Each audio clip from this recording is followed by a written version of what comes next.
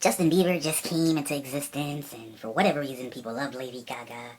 Lady Gaga did a song with Beyonce. This is 2010 shoot interview, and my guest is Big Trunks. Hey, um, Trunks, Charles Dean, and Payne both did shoot interviews in 2013, and we just uploaded Payne's, and XTV East Coast is actually taking a liking to Payne's shoot interview. And Charles Dean, we haven't uploaded it yet, but both Dean and Payne's shoot interviews, Payne's on 08, Dean's on 09, are both really popular. Before we get into it, what are your thoughts? They're pretty interesting, It's a matter of taste. I ain't one of them crackheads that talk too damn much. If you like them motherfuckers that just talk too damn much, then, it's pretty good to listen to, because he really go there with it, you know what I mean? As far as Charles Dean, he a lot more laid back, smooth, reserved. He still got a lot to say, but, he don't go in deep into it as Payne does. And, I hope I'm able to balance both out a little bit. I hope I'm able to talk a lot, but not, be too much like his annoying ass is, Payne that is. But, yeah, and I think that they both real good for the culture of XTV. I remember around the time when they both was being recorded, over here on XTV West Coast, there was a lot of confusion around that time. Oh, really? Go into that. I will. You should hell up. But it was just a lot of confusion because we was trying to figure out, some people was trying to figure out, like, why are we doing this? Like, what is this for? And it was popular, but it was just like, wait, what the fuck going on? Why are we having these guys talk about a whole year and not uploading it or nothing? We did that way in 2013. It was popular then. Now we uploaded in 16, and look, Payne's getting a lot of acclaim from the burp. Excuse me. Sorry about that. But, I think it's a very good look for XTV. It gives you insight of what be going on. The guy, before I even start this, let me just say that, to me, 2010 is 08 2.0, to me, and I'm going to go into what I mean by that. You see, back in 08, we really went through a lot of hurt and a lot of pain, it was a bad year. I don't know if I praise Payne's shoot interview on 08, but it is really good, I really think he went in depth enough on it. But you see, we went through a lot, it was really rough. And so, we wasn't able to, listen to some of those recordings for quite some time. A lot of people don't know that. But we weren't able to really listen to the recordings we did because, it was just one of those things. We was just kind of recording it and throwing it away, really. I mean, not erasing it, but just recording just to record. And, we just recorded. We didn't think about it. It wasn't like recording and listen to it like we used to do. That's not what was done no more. We just recorded so much. And, it got to a point in 09 especially where, we had no choice but to just listen to the recordings. You know what I'm saying? Because I think maybe a radio didn't work or some shit. So we wound up listening to the 08 tapes, and some tapes started to garner in popularity. You know what I mean? And as the 08 tapes started to get popular again, the craving for the fans, they wanted 08 more. You know what I mean? They wanted something else. A year like 08, I think. That feeling that we had, And that's what we tried to provide in 2010. That's why I say it's 08 2.0, because it's the same shit we did in 08. And, this Cosby Show, that we did again in 08, it finally got animated. And it got released to widespread acclaim. I think that this is the beginning of XTV West finding its new identity. Our first time doing it was probably 05 when we was really turning it up as far as, the violence and, the swearing and all that. And I think this is the new lane, and this was the new way we can express ourselves through a artistic way, And this started a whole lot that is going to continue to keep going on. And I think that this is going to be our way of getting people to see what we got going on. It's definitely one of the greatest projects of all time because it is the first. I know a lot of motherfuckers out there that's listening to this shoot are probably like, damn, Trunks, how the hell you call this the greatest? Look at this shit. It's just one cartoon. I can't remember the damn name of it. Forgive me. I'm trying to remember the name of that shit. Fuck. I can't remember, but it got like damn. Can y'all give me a name? I'm old. It's called The Bucky Beaver Crew. It's one of them old ass cartoons. It probably came out in the 60s, probably. And that's kind of how the first Cosby Show looked to me. It's just so, old. Compared to what we do now, we on a different level with it. But at that time, that's where we was, it was just kind of the still, stiff images, that move every now and then. You gotta pay attention to it. It's like watching until I got a damn zoo. But at the time, it was different. And, it opened doors for this new era in XTV. Did you know that it was going to be as big as it was when it dropped? I feel like it had to be. You know, to me, I think some audio in XTV West is too perfect. Like, it's just too good. You know, the fact that, I think, again, Payne touched on it when he talked about the recording of this. The fact that we liked it so much over here on the West, and then, you know, just gave the audio to the East, and they liked it a bunch. Then when you provide that much, like, energy and put animation to it, of course, like, people have to see it. You know, I think Birdman said it best once before in an interview, you know, rapper, Birdman CEO. He said that hard work can't be ignored. And that's just the truth. You know, it might be seen by one person. It might be seen by two persons or people. But it's not going to be ignored. It's not going to be like, you know, oh, you know, somebody just forgot all about it. Hard work is something that's going to always be admired. And, you know, that's one of those things I don't think that you can ignore. Again, you know, a lot has changed. I understand that. It ain't shit. We ain't even on that level, you know, but that to me is when we was putting forth the effort as far as trying. And I enjoyed that. It was fun. But again, 08 2.0.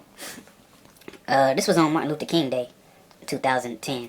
You know, we did FNK in 2D. And this was just one of those things done out of nowhere. 2010 was just us really trying to just, like, pay attention to what we do in XTV West. We was really trying to just, like, you know, we was trying to make it come back and forget about all the worries, you know, of what happened in 08 and 09, because those were two horrible years, you know, as Payne and Dean commented on. So this was just a spur of the moment thing, and you know, like, this was like, man, because the feeling we used to get recording was like the same feeling we felt in 07, you know what I'm saying? And it was just like, we just recorded, and it was just so much fun.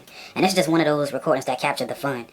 In hindsight, retrospect, I should say, it ain't shit, like it ain't that funny, you know, to me. I mean, I ain't sure how the masses feel, but on this side, I feel like we gotten so much better, you know, with a lot of this, but at the time, it captures that fun, you know, that was missing from XTV in 09. If you listen to any tape recording from 09 to that point in 2010, you see it, you know, you see us back, and you see us on point, and it's funny as shit, you know, to some people, not me. Get out of here. And that's just how I feel about it. It looks like everybody was there, and Mickey Mouse was there. Yeah, Mickey Mouse and Killer getting into it. You know, it's just like, it's very bizarre, the recording, but it was fun.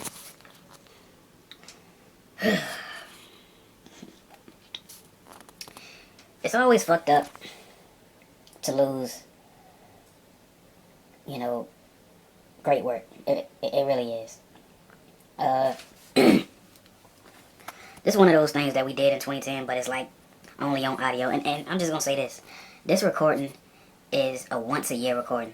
What I mean by that is I can only listen to this shit one time a year, because if I listen to this every day, I probably would have a brain aneurysm, because this shit really makes me laugh hard. You know what I mean? And it's like, it's a confusing, hard kind of laugh that I get from XTV Mania 10. You gotta understand, we was so on point over here on the West. We was like, everybody was just turned up. Killer came out dressed as the, you know, in the same suit that he was wearing in the Cosby Show. Yeah. It was just like us just, man, this was fun, you know, and this is something that still holds up. You know, unlike the FNK 2D, this is something that's going to be regarded as one of the best moments in XTV West and East history, because this was the closure to me to the feud with Bob and Killer. That's it for me. Killer and Bob probably fought after this, but this was it. Because I remember us going into this pay-per-view, me and Justin, and we was just like, man, you know, if Killer win, he better than Bobby. I don't care if he win later. I don't care what happened. Me and Justin said that. We sat on the back of that porch on Hugh Street and said that shit.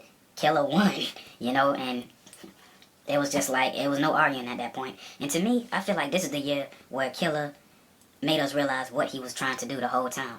He did it in a very dark way, but this is XTV West, so it's to be expected. But he did it in such a way where even us on the West was taken back, like, man, what the fuck is he doing? You know, because he made us really focus on him. And when he won that title, and he was on that turnbuckle, like, pointing to it and shit, we was just like, oh, damn, like, XTV is his, you know. And, of course, later on, he got the #1 star of all time in XTV. And, you know, the other different things that followed. As far as the other matches, I came out as mean old Trunks. Trunks, why the hell were you in a chicken costume? They didn't have no mask for lion, so I just said, fuck it, I'll just, you know, wear a chicken costume and color it orange. Maybe they'll think it's a lion. I mean, the whole thing behind it was just making the ugliest lion costume of all time, ever. because I was being the lion from The Wiz. You know what I mean? And I was trying to make just the ugliest, hideous costume ever. And the ugliest thing I could think of was an orange chicken for whatever reason. And a painted on tail, you know, that everybody kept on saying looked like doodle on my ass. But fuck y'all, I tried. I had fun. You know what I mean? And I think it's evident. I think because the audio is a snapshot of that, of everybody having a good fucking time. You know, and at the time, we was kind of going through a little bit of issues. You know, I don't really want to get into it too much. I'll just say a little bit. You know,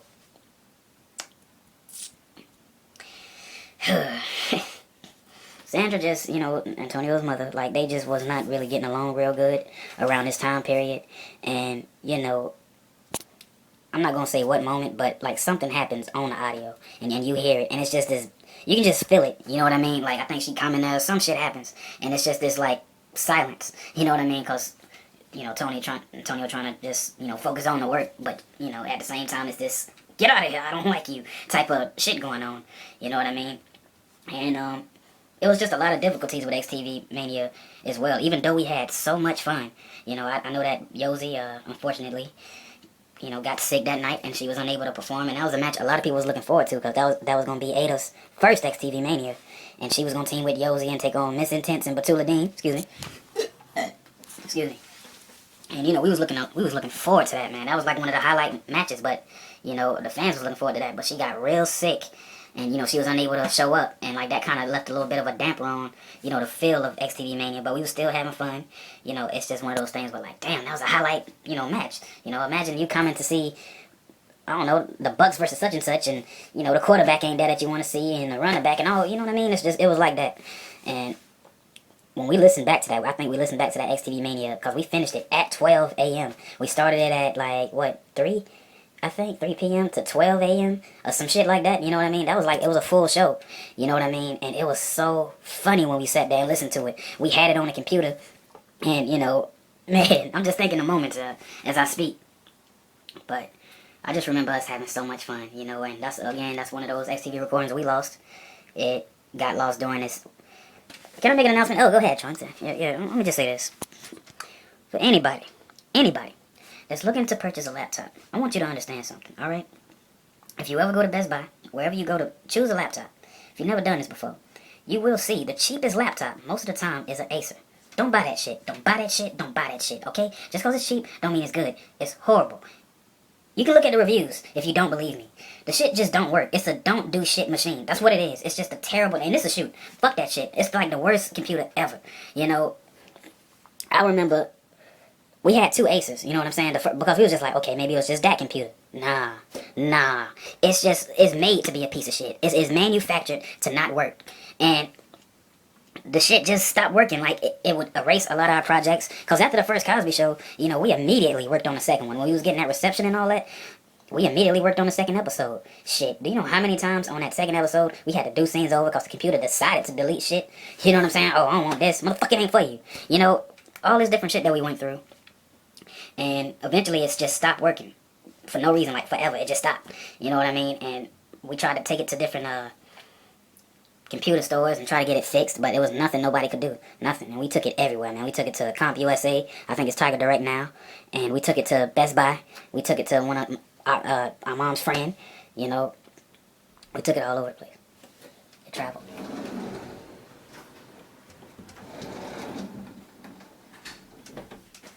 It traveled, but, you know, it never got fixed. So fuck Acer, don't buy it. It's a ragged ass computer.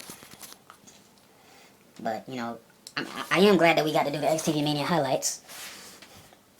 You can check that out on Channel TXG, because at least that gets to show you, you know, what was going on. And it's still a great moment in XTV, because that's just us having so much fun and laughing our ass off. And, you know, I never forget it. Well, Killer Digital 2 was another thing. One second. That gave 2010 XTV West its own identity.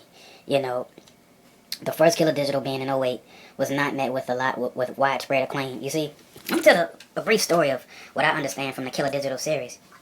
Back in '08, 90%, at the very height of his success with the show, decided to leave to pursue other ventures. And You know, people loved him so much they didn't want nobody to take that place. He was at a very high point in his career. Killer was, you know, just coming up into his own around that time in '08. So 90% decided to pass the torch to Killer. And his own tape, his own audio, where 90% decides to say, ladies and gentlemen, I'm done. I appreciate everybody for, you know, messing with me all these years and not giving up on me. And he passes it down to Killer. Killer takes it, and the first Killer Digital was just like, nobody really cared. The second one, you know, nobody definitely cared. And it's a third one that's unreleased from '08. Ain't nobody care. That's why it's unreleased. You know, we apologize for that quick cutoff. Sorry about that, Trunks. Oh, it's alright. It happens. You were talking about Killer Digital. Yeah, I was talking about the unreleased episode, and, you know, it was kind of a test run. You know, it was just kind of a, okay, motherfucker, if the people in the back don't like that, ain't nobody gonna like it, you know, whatever. And, of course, after a while, 90% came back with 90 The Dark Knight, and, you know, that's another topic for another day, but it's legendary.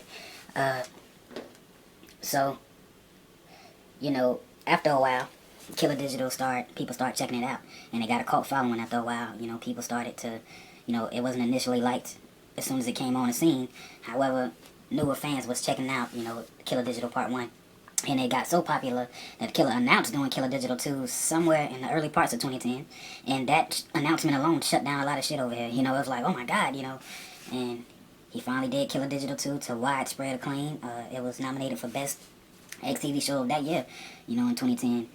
And it really is just amazing. To me, I feel like Killer Digital 2 gave more focus, like, you know, in hindsight, looking back, I think it gave more shine to Killer's group. You know what I mean? It showed more light on Wells. Like, Killer didn't make it about itself, you know, and later on, as the series progressed, it had the Poetry Club part where it introduced Jazz Mar, you know, doing his poetry. And I think that was really unique about Killer Digital, is that he called it Killer Digital, but it wasn't just him. The main focus wasn't him. He showed his family. I think one episode he showed himself on the set of The Cosby Show, you know, doing, you know, what he do. And I think that's just why it's going to be remembered as one of the, you know, best XTV recordings of his career, because he got to do what everybody wanted him to do, and he delivered with it, and he introduced his people, you know. So if whatever happened to me, my legacy of, you know, he showed us something new. Jazz Mar was very different for that time. I know we ain't on it yet, but it was just very unique to see somebody with a thought like that, you know. I mean, we have comedians in XTV, we have athletes in XTV, but never before Jazz Mar did we have a poet, you know what I mean? And that's just another lane that, you know, we never thought of to do over here on XTV West, poetry. You know, it just is what it is. It's like, again, you either are a comedian, you got a good TV show, you can gather the people together like 90 can do. But, you know, Jazz Mar was able to use his voice and talk about, you know, social climate and shit that he was on, and different things that was really going on in his life. And, you know, that shit was very crazy, because it was too honest, you know. And that's the first ever time, again, I know we ain't on Jazz, but that's just the first ever time somebody came in XTV, you know, and really did some shit from an emotional state, but you didn't call him emotional for it, because it was just, the truth was just so fucking brutal, and you couldn't ignore it. You know what I mean? He wasn't being a little Drake views on the shit, you know what I'm saying? I don't give a damn, that was a shoot. Can I just say something? Oh, go ahead. Ladies and gentlemen, I have to say this shit, alright? When we got cut off not too long ago, I went and watched a video on YouTube. And I don't know how well known this person is, but his name is Muse Reviews. I've been watching him since '09 when he first started uploading. You know, he ain't, I don't know if he known like that, but I just caught a snippet of him doing the review of Drake Views from the 6. Let me just say this. He said everything I said. And it's like, that's just what I'm talking about. You know, I love Drake, great artist, but it's just no growth. You know, I feel like this. Whatever his next album gonna be, if it's on this same shit, you know, that he on with this, he just gonna be a sign of the times, and he's not gonna be remembered as the greatest. When Michael Jackson made Thriller, did he make like 10 thrillers after that? You know what I'm saying? He developed. That's all. Anyway, Jazz Mar wasn't on that emotional shit, you know. I mean, he was, but he delivered it better than Drake.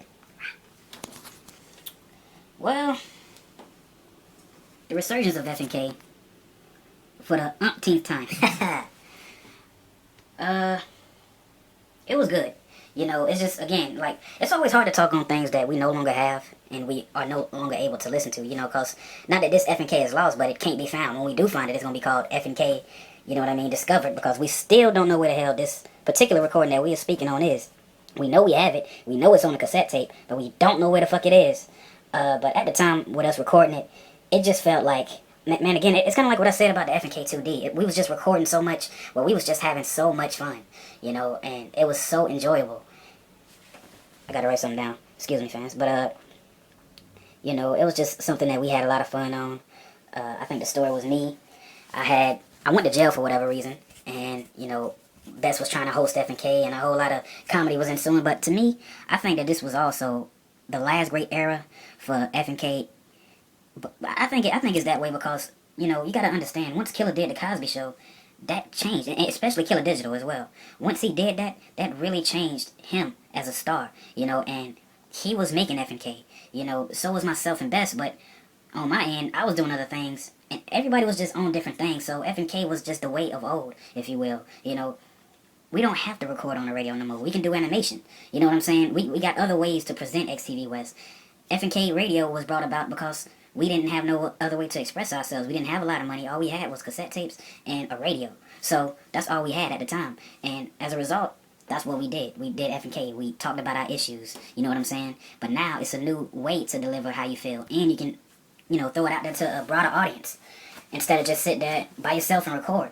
You know, it's a different era. So why do it this old way? That's only, you know, it's good, but it could be better if you just do it this way. You know, not saying that FNK can't come back. It's a such thing as reunion shows, but this was the last great era. You know what I mean? This is the last time everybody was together on the same page. You know, I don't know where the fuck that recording at, but it's just, I wish we would have, how can I say? I wish we would have captured that better, because we recorded so much. We also recorded this episode, this war show with Charles, Dean, Todd, and James, and that was so amazing. But you know, we got 20%. Shit, fuck. But you know, that's another recording that's lost. We have it, but we don't have it, if you will. And you know, that's how I feel about that. Be right back. D-Matic, when you say the resurgence of FNK for the umpteenth time, what do you mean by that? Well, shit. Umpteenth is just a random ass number that some drunk dude probably made up back in the day. It's just us. We always had eras in FNK that was like, okay, a fall off time period, a hot time period, a fall off time period. You know, I feel like our best era was '07. You know, the whole year, that is. It's like, because that was a year everybody was tight, and you know, and it just made sense. You know, but then, of course, '08 happened, and '09 as well. And then it came back, and it just always felt like FNK to me just always came and went. You know what I mean? A lot of times, as far as popularity is concerned, you know, even though the legacy of FNK can't ever be forgotten because we did so much when we didn't have so much. But at the end of the day, you know, it's only so long you can go with the same kind of formula, Drake. You know what I mean? Alright. It'll be funny if this shit get found. Drake hit that shit. Anyway, excuse me. So yeah, you know, that's just how I feel about that. It's just we always came back and went. And to me, this was the last time we came back, you know, and it was really, really good. And it was really strong. But what did I feel about it?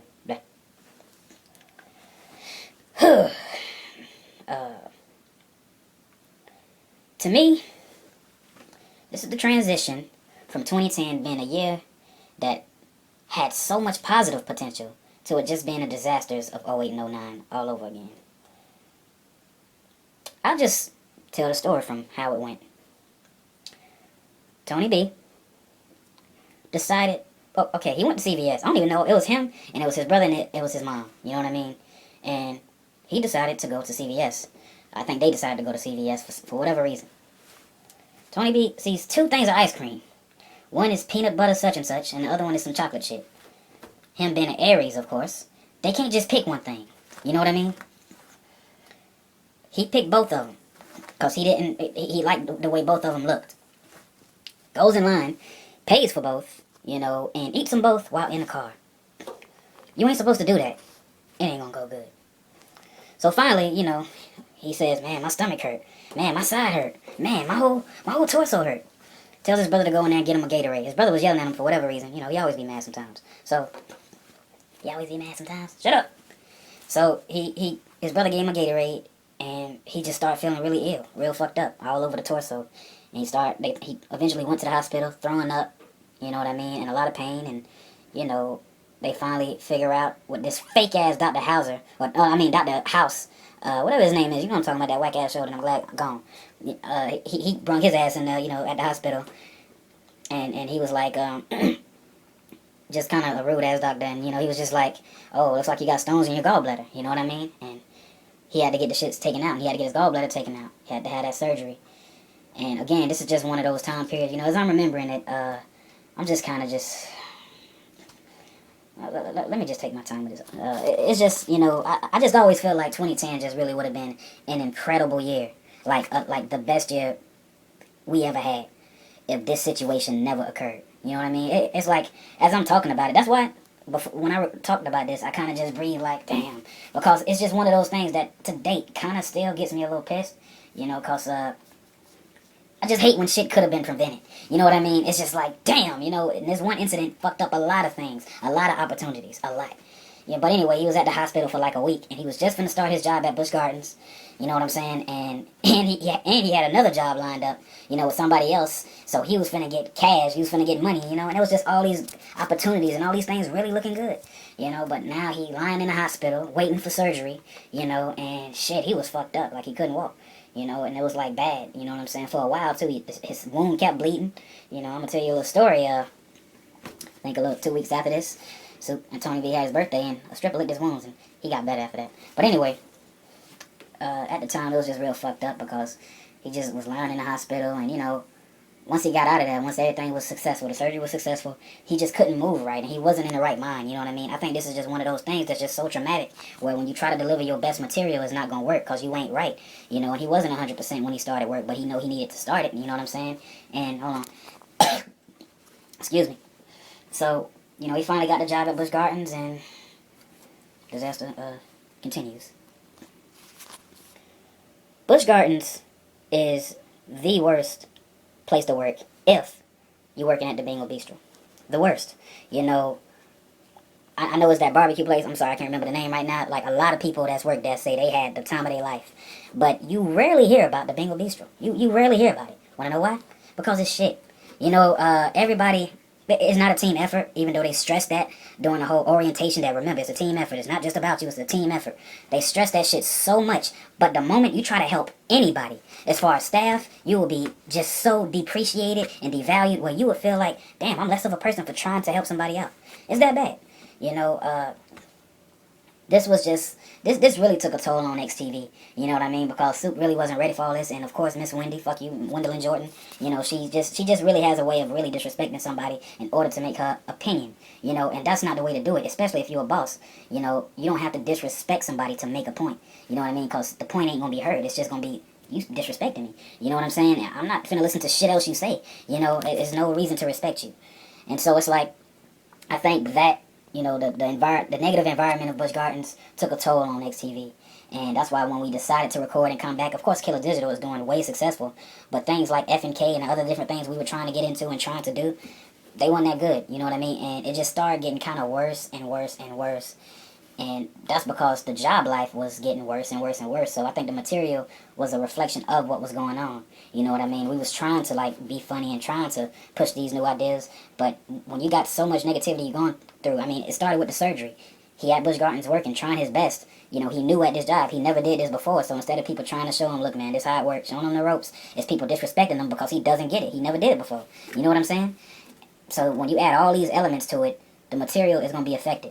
And I think it was affected a great deal. Some things were good still, and we able to look back and say, that was good. But when you really break it down to me, in 2010, the XTV East and West together, like Sides of Mania and different things, that's when shit was really good, is when we worked with XTV East. But when we was by ourselves, it wasn't fun. It wasn't enjoyable. You know what I mean? Because we was by ourselves with our own messed up emotions. When we was with XTV East Coast, they was on their end, shit was still good. Shit was really great. You know what I mean? And you got that positive energy mixed with this negative energy. The negative energy want any type of positivity to it. So it's like, that positivity fed us. And as a result, we got classics to this day. You know what I mean? As far as content. But by ourselves, I mean, shit, we was just wallowing in our sorrow. Super Duper was a drunk that year. I want to also put that out there. Tony B was a damn drunk. He smoked weed and he smoked blunts. A whole lot. He was very fucked up. And it got worse in 2011, but this is 2010. And, I don't like to spend too much time on Busch Gardens. It's just something that happened. It was just a lot of really rough days, you know what I mean? And again, his relationship with his mom really wasn't good, so the material was heavily affected by that. And, it wasn't fun no more to do XTV. Spring break 2010. That's what I was talking about. You know, when XTV comes together, this is the type of shit that happens. We put together, to me, one of the best spring breaks, you know, that I don't think can be outdone. You know what I mean? This was the rise of Trap City Squad because they were so funny on this pay-per-view. And I think this is when people were starting to take notice to DT, take notice to Romy and stuff because they was very loud, you know, adamant. You know, we already got Man up real high, you know what I'm saying, because they made their voice heard. But this is where Trap City was making their voice heard. And we was hearing them finally. We was like, oh, you know, they got something to say. And they very funny. And I think that everything that happened this pay-per-view is just legendary. From the commentating to LT out there, you know, making a fool of himself. He got beat in a boxing match with Killer. You know, he got to sing that R. Kelly song with, hold on. What the fuck that shit called? That R. Kelly song with Tigger. The R. Kelly song with Tigger from Rap City. Y'all know what I'm talking about, damn it. You know, he had to sing that shit. 1 minute. I think that was like a very classic moment of that recording, you know, and that was just everything about it. And another thing I like about it is that it literally showcased everybody, you know, in a prime at that pay-per-view. Everybody, as far as Ada and Dominique and everybody. And as far as them coming back, Ada, like, man, this was her year. This was her diva year. And I believe she won MVP. It's crazy. Like, she had won Comeback of '09, then won MVP of this year, you know, as far as the women's division. And I think she won again MVP in 2011. You know, and it's just proof that she just, man, she an unstoppable force. You know, and man, everything about this shit was just so great. And this was one of those golden times in XTV, and this captures that era. You know, if you want to know what was happening in XTV, this is a perfect recording to go to. You know what I mean? And it's just so funny. It's just like from top to bottom. And you know what I hate is that I'm not able to really go there and like let you see why it's funny. Like I'm not able to use the right words. I don't know what to say. I just know that the shit was hilarious. You know what I mean? And it's one of those once-a-year recordings where I can't listen to that shit every day because I think that I would probably die. You know, the shit is just that, like, I lose my mind on a lot of shit that we saying and doing. And this is after the surgery. This is in the process of the bullshit with Busch Gardens. But this was, like, well-deserved, you know. Also, prior to this event, Tony B got kicked out his own birthday party. That's right. He got invited to his own birthday party, but wasn't allowed to go in his own party that everybody was there. People we forgot all about, family members and everything, but he couldn't go in. Guess why? His pants too big. The fuck kind of shit is that? You know what I mean? Channel side. They, oh, your pants too big. You can't go in. You might be carrying a weapon. What? You know what I mean? Shit like that. But it's, you know, just all these negative things coming down on him. And then finally we did spring break. And spring break was just that, a spring break. You know, it was a break from all that bullshit. And to date, we can listen back to that and have nothing but fond memories and hard laughter. You know, that's why that's one of the most important events of the year of 2010. DT's rise. Man, I mean, did you ever see this coming, Trunks? He came in '09 to little fanfare. Did you see this coming? I just told DT to keep doing what he's doing. I remember one time, you know, I'm sorry, DT, I don't got to put your business out like that, but he was crying. You know, he was just like, he just felt like he was doing everything he could in his power to get, you know, love from the fans and, you know, admiration from people. And he really was. He was really going out his way to, you know, just like show people that he's talented and he has a place in XTV. And, you know, I remember one time he did a whole lot this day to, like, get his name out there, but nobody wasn't checking him out. And, you know, the people that was kind of disrespecting him, disliking his shit. And he just sat down. He was like, man, Biff, why the fuck people don't like me, man? What am I doing wrong? And I said, DT, you ain't doing nothing wrong. You know, it's going to be like this in the beginning. All you got to do is keep going on. I just said that, you know, simple as it is, it worked. And he just kept doing what he was doing, and eventually the grind gets successful. And that's what 2010 was. You know, it started at that spring break, of course. We started noticing him. We like, damn, DT pretty funny. You know, and of course, now DT is where he is. You know, one of the greatest XTV stars right now. And I think it just, you know, that's with everybody, though. You know, you can come in not liked, but that doesn't mean you're going to leave that way. You know, it depends on where your heart is. And if your heart ain't in it, then of course you're not going to be in it after a while and a long going. And, you know, DT's heart was in it, you know, and I'm glad I was able to say something that sparked him to continue to go. And, you know, not saying I didn't see it coming, I just knew that him believing in himself would be a major factor in him being successful. And, you know, I seen it like that. Like, you got to just keep pushing your damn self. You know, a whole lot ain't liked at the beginning by the mass majority of people. It's only liked by a certain amount of people. And those are your real fans. You know, and as long as you pleasing them, then, you know, that's really all it's about. I don't know what artist it is, but they started in a game, you know what I mean, with like 8 fans. Then they had got a whole bunch of fans after a while. And then when they, kind of fell off, shit, they 8 fans still remain. The same people that was supporting them back in the day, they still, going after them. That's your real audience. That's who you want to reach. You know what I mean? Because if you keep trying to reach for the masses, eventually the masses gonna get tired of your ass and be like, ooh, baby, baby, hey, hey. You know what I mean? Killer doing the Cosby, nah. XTV Hell in Vegas was another great pay-per-view. The highlight of this to me is Pac-Man and Miss Pac-Man match. Of course, that's a very hilarious damn, tag team match. And it's uploaded on Channel TXG, so, already right there, it's a classic. It's uploaded over there. And I think that, it's one of the funniest matches in recent memory. I'm thinking about little moments right now as I speak, but, I think the show as a whole really gave light to new stars. I think the main event was Walter and DT, actually. Walt and DT in an Iron Man match, and they was the new dudes. It wasn't us doing the same shit over and over again, you know what I mean? Back to back, just like your career, Drake. But it wasn't like that, we was able to, how can I say it?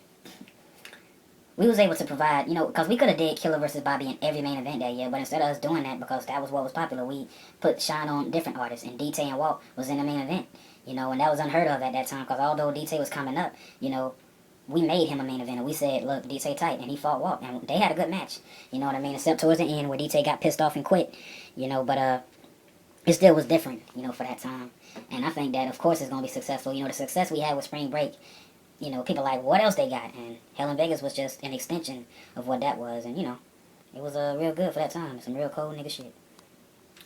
Being fired from Busch Gardens was probably the worst best thing to happen. It was good in the sense of no longer do we have to go to this shit and be depreciated for trying our best. But it was the worst thing to happen because now we was out of a job. You know what I mean? And so it was kind of both, it was a little bit of both. We didn't have a job, and but we didn't have to work for somebody we didn't like working for. Like it was not an enjoyable experience even looking at the clock. A lot of times we used to get in trouble for mistakes that the managers made. I remember, oh man, they just shit was so stupid back then. I remember one time, you had to look at your schedule on the computer or some shit like at the house, like you had to look at it on the computer, But sometimes the schedule on the computer would be wrong, and so you used to have to check on the board in the back. I didn't find this out till late, and I got wrote up for that shit. You know what I mean? They didn't tell me that till the second day, and I'm like, oh, I didn't know that. Oh, too bad, and they wrote me up for that shit. You know what I mean? It's just little things like that with Busch Gardens. That's just like, that's why I don't have fond memories, because you got to understand, it's a beautiful park, you know what I mean? It's full of a lot of great cultures and a lot of different people. And when you spend time and walk around and talk to these different people, see the lions and all that shit, you do feel good. It is a good feeling you get. But the place you going, I remember, man, I'm having so much memories talking shit about this place. Another memory, I remember one time where I just kind of just like went around the park. I didn't have to start work till like 11 or some shit. So I just walked around the park, you know what I mean? And then I was buying things and shit. And then this one lady was like, she was like, hey, so you work here. What do you work? And I'm like, I work in the Jungala area. Oh, you're way past where you're supposed to be. And she said it in such a racist way. Like, get out of here, nigga. You know what I mean? This the area that's clean, and we love each other over here. Go back to your Jungala-ass monkey area. That's how it felt. Like, that's just, it was on some shit like that, And that's why I'm glad I don't work there. Like, I can't, if you work there and you like it, that's good. I'm glad you enjoyed that, but you didn't work where I worked. You know what I mean? And I don't know if Miss Wendy's still in charge. I hope she ain't. But, I just hope that nobody has to go through what I went through. And that's why I really want to put this on blast, you know what I mean? Because I'm not the only one that experienced this. My brother experienced this with the same woman, and other people that have worked at this place prior to me, they experienced the same shit. So this is nothing new, I'm saying. This is nothing different. You can go online and type in Wendell and Jordan Busch Gardens. You know what I mean? Look at the fucking reviews on forums and shit. It's not a joke, you know what I mean? I'm not just saying this shit. But, getting fired was bittersweet, again. Tony B was dealing with the shit with his mom, so, it was like, I think the scars of Busch Gardens was still, like, fucked up, and XTV still wasn't really the same no more as far as XTV West, but, blah, yeah. Jazzmar was a shock, to a lot of us on XTV West. And, I mean, I'm not sure how it was on the East when Jazzmar came into XTV, but it was just so different to me, that this dude was just what he was, It wasn't like he wasn't cliche when he came in. He was smash mouth, straight New York, Yonkers kid. You know what I mean? and he provided poetry through his artistic ability with XTV. And I think that that's what was unique about him, you know what I mean? He didn't go the cliche route and be something he wasn't. He stayed who he was. And the fact that he was under Killer, you know what I mean? You would expect some of the people that Killer is affiliated with would be on Killer's level, you know what I mean? Same arrogant, ignorant type of person. But Jazzmar wasn't on that, you know what I mean? And he was on something more positive and laid back, you know? And I think that that's what made him unique. Of course, that Poetry Club, you know, on one of the Killer Digital episodes is what made people really shine light on him, is when he did the famous poem Blessed, you know, and just questioning what a blessing is. And I believe he wrote that after the Busch Gardens thing, you know, after all that went down, because a lot of people, when we got the job at Busch Gardens, they were saying, oh, that's a blessing, you know what I mean? And it's just one of those things where you question that, like, what is a blessing, you know what I mean? Because, you know, this is how I interpret the poem. It's like, you see something as a blessing, but you don't know what I have to go through to deal with what I have. You know what I mean? Some blessings are curses. You know, it's like you got this girl, and she beautiful, she this, she that, she that. But you gotta pay her all this damn money in order for her to stay with you, while she, you know, berates you and treats you like shit. But on the other end, for people that don't know about that shit that you gotta deal with on the inside, they like, damn, you got a beautiful woman, that's a blessing. Or you got a beautiful house, that's a blessing. You know, you don't know what a blessing is, you know. And when you approach that woman, you thought she was a blessing, you thought she was beautiful. And, you know, when you got her, you definitely thought that was a blessing for you until you really got to know her. So, is my blessing a curse in disguise? You know what I mean? Is this what a blessing is, or is this a curse? What am I getting into? And, you know, he just touched on questions, and he had some very honest and true thoughts that a lot of people, I feel like, they struggle with, you know, and, you know, identity issues, everything. And that's why I really enjoyed Jazzmar when he came, you know, into the game, because I felt like came sounded like... But, yeah, I enjoyed Jazzmar when he, you know, arrived. And I still enjoy him to this day. His podcast is actually really good, you know, with Mac Anthony and things like that. And he has a real good head on his shoulder and has a very bright future, you know, in XTV West Coast. Jazzmar Feather. J Baby was another unique addition, a boy band type of dude. I think he came in here with actually a group, you know. And then of course he branched out on his own. He had a song with D-Tay. She liked that tape, and that shit was, you know, that caught on like wildfire. And I think that J Baby, you know, again, that's another guy that is gonna have a long stay in XTV. You know, it's just, what is he gonna do with it though? You know, that'd be the only question. You know, how else is he gonna make himself stand out? You know, and I like him. I'm just saying, like, what can he do? It's like, you got the boy band gimmick, you got the girls, you got this, you got that, but what can you provide XTV West that has not been provided yet? You know, and I question things like that with a whole lot of people. You know, Jazzmar, for instance, he got his podcast. That's how he keeping his name out there, his career going. You know, and he can fight, and he can do poetry, but what else can J Baby do? You know what I mean? Because I feel like you do have to be multi-talented as far as staying power on XTV West. And, you know, J Baby seems kind of one-dimensional to me. And I know a lot of people gonna be like, ooh, he did a shoot on J Baby. But that's not the case. You know, I'm just trying to figure out what else does he have in his arsenal. You know, and that's just it with that. Chantel.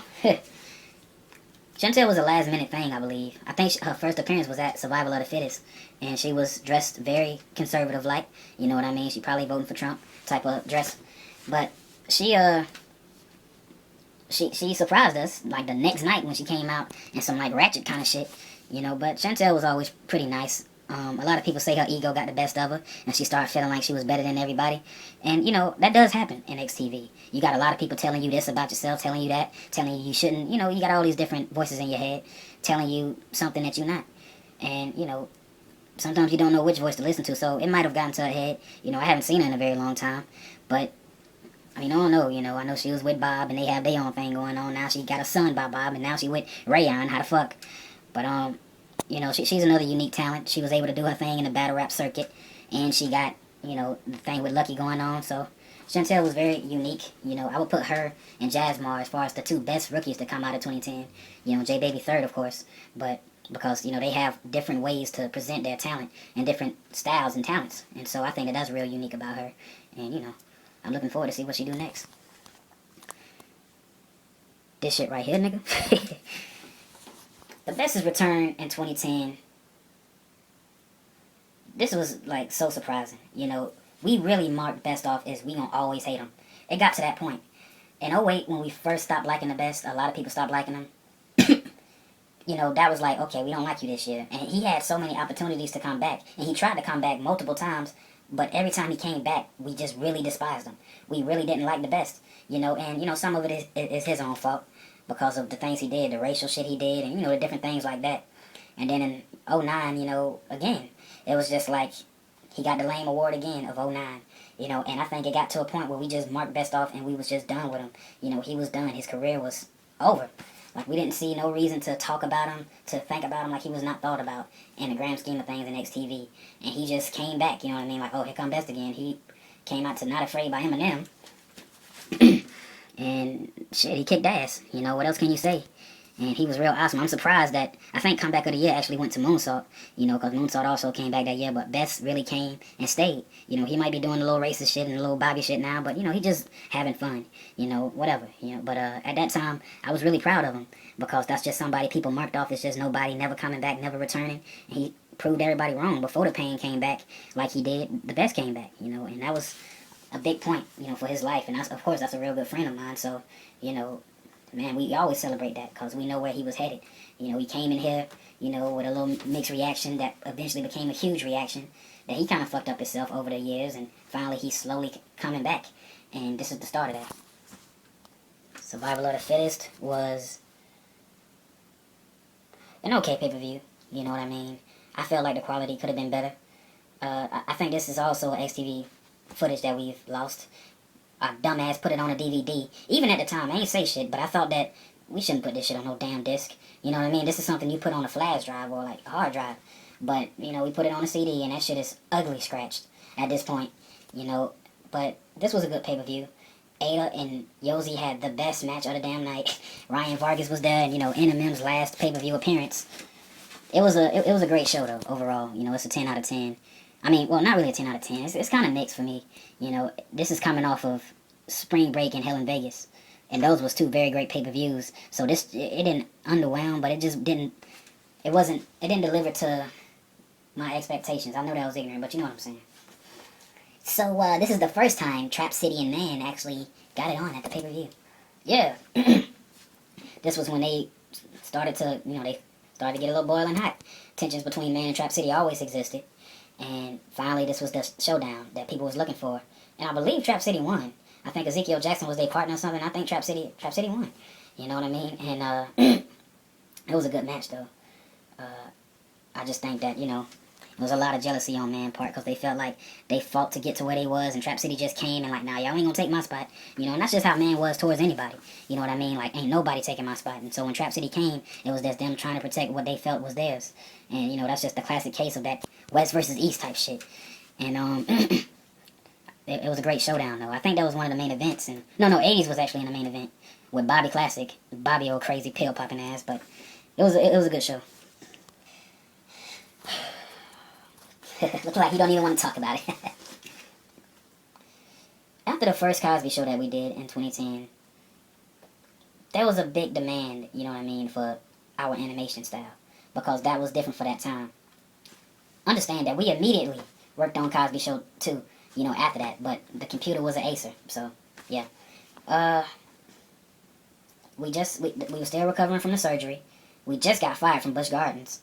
So we decided to do F&K. You know, this old F&K that we found from 2008. See what I mean? 2010, 08, 2.0.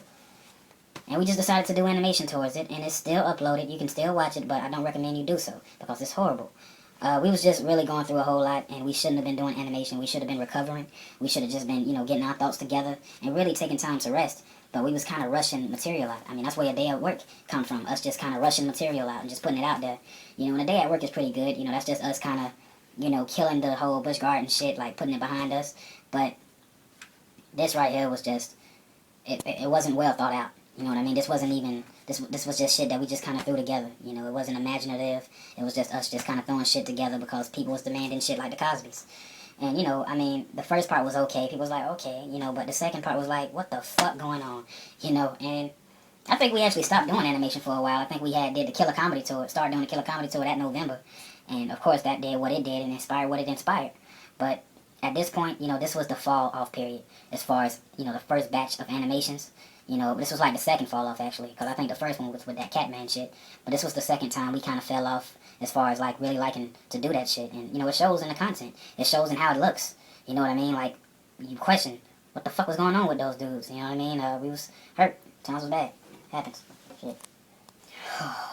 Trick or treat. Boy, you see, I'm noticing a pattern here. It's like from bad to good, to real bad to real good. And you know, Trick or Treat was one of those real good things.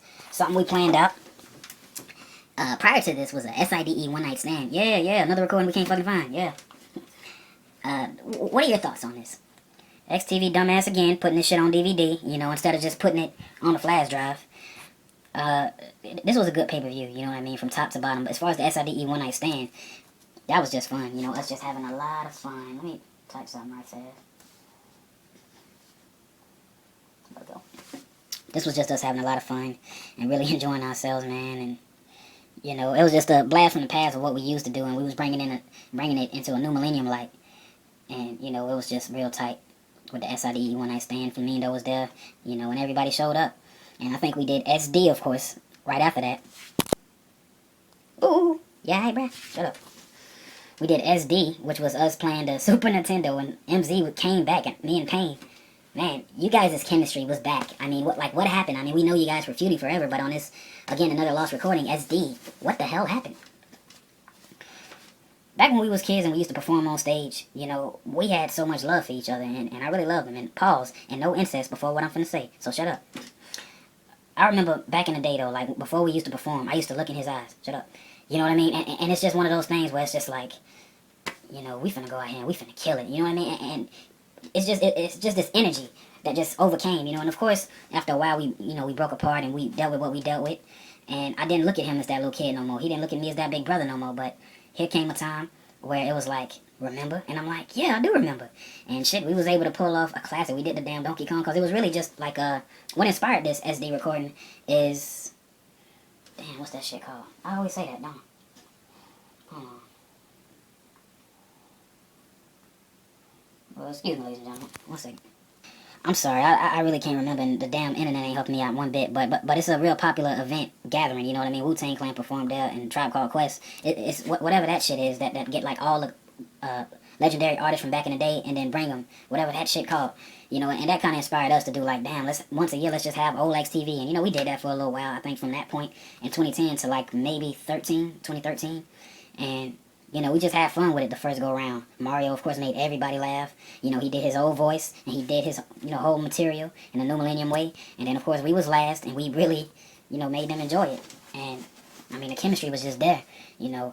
But, of course, after a while, you know, we got into what we got into. But that was a time period, you know, one of those rare occasions where me and Payne coexisted and was able to perform to the best of our abilities together, just as we did back in the day. You know, we wasn't boxing, we wasn't fighting, we was, you know, giving people quality entertainment. And I really wish we didn't lose this recording. This was something that got lost with that external hard drive. But this was a real fun time, you know, the last fun time with me and Payne, because, you know, we rarely have those occasions. And this was, unfortunately, the last occasions where you could check it out, but now you can't. So, you know, I never forget that. But Trick or Treat, the show itself was, to me, the first ever show in XTV East and West where it wasn't about one main event or one superstar. It was about multiple different things, you know what I mean? Like, XTV stars was dressing up for Halloween, and you know, nobody knew who nobody was gonna be. Oh, really? I didn't know that. No, like, people didn't know I was gonna be Robin Harris, you know, and the Cowardly Lion. That's why it took them by surprise, and they was like, "What the fuck is going on?" You know, and it was just a real big surprise. You know what I'm saying? And it was a costume party. Everybody was dressing up. Everybody was having fun, and you know, Trick or Treat was a whole lot of fun. Like, everybody really went out their way to make a costume. Some people had damn surgeries, you know, look fucked up just for one night. You know, people took it real far with that, but Trick or Treat to me was, you know, a real great occasion, you know, when we all came together and did this thing that we call XTV, and it was a good time.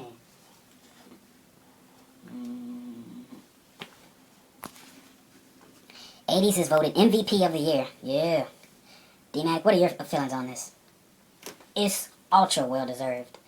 Although Killer had a great year, you know, he's the main star. Athletic-wise, you couldn't ignore the 80s guy.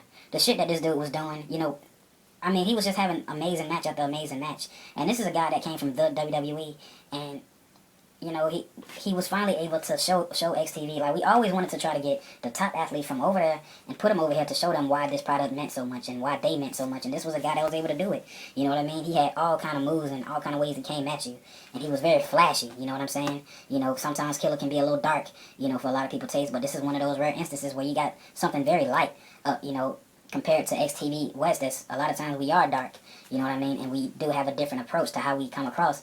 And it's not that we be dark just for the sake of being dark. This is really how we come across when we don't even try to, you know. But this is one of the rare if not only occasions where something was more lighthearted and people was able to appreciate it as a whole, you know what I'm saying? And it's not a lot of instances where we able to provide light, you know, because we very dark individuals dealing with dark things that we talk about.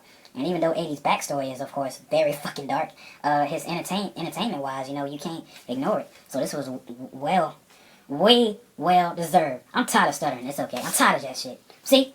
But, yeah, I think this was well deserved, and 80's the shit. Tech. Killer been voted #1, you know, superstar of all time. You can't argue that at this point. You can't, you know, like I said, Killer made himself, made us see himself. He was like really disrespectful towards a lot of people. You kind of got to respect his grind, you know, even though it's a fucked up way. It's like he really just like diss people, you know, and really put people down where you couldn't help but hate him for the way he would just like disregard people. He really pushed his way forward, you know, and kicked everybody that was in his way, and you couldn't ignore it. You had to call him #1. You had to look at him. You couldn't say shit about him. You know what I mean? He was tired of being the pushover. He was tired of being that underdog that people look down on and don't give a chance in life. So he had to push his way through. He had to get a bunch of carts and push that damn soccer mom over so he can show, you know, how the fuck he, you know, what he do. So I think this was no arguing at that point. Like, Killer, yeah, he is #1. You know what I mean? Nobody is doing it like him. Nobody is doing animated projects and recordings and really making a name for themselves and making them mean something to different audiences. As a result, creating a worldwide audience. So, yeah, you know, this was no surprise to me. You know what I mean? This was, of course, he's #1 and Bob's #2, of course. So, this was, you know, right, and, you know, 2011 happened, but we ain't on that. This is when Killer deserved to be mentioned as far as the #1 XTV stars of all time. You know, he may still be mentioning that, but we have a lot of XTV stars that have come in since. So, you know, it could be debated now, but at that point, it couldn't be debated. Killer was #1 in 2010 and of all time in XTV at that point. Crushmas was the last pay-per-view of the year. It's the last thing we're going to talk about here. Crushmas was based off of course, the WWE's pay-per-view that was going on for years and years, you know, and then XTV West pretty much took it and made it, you know, its own thing.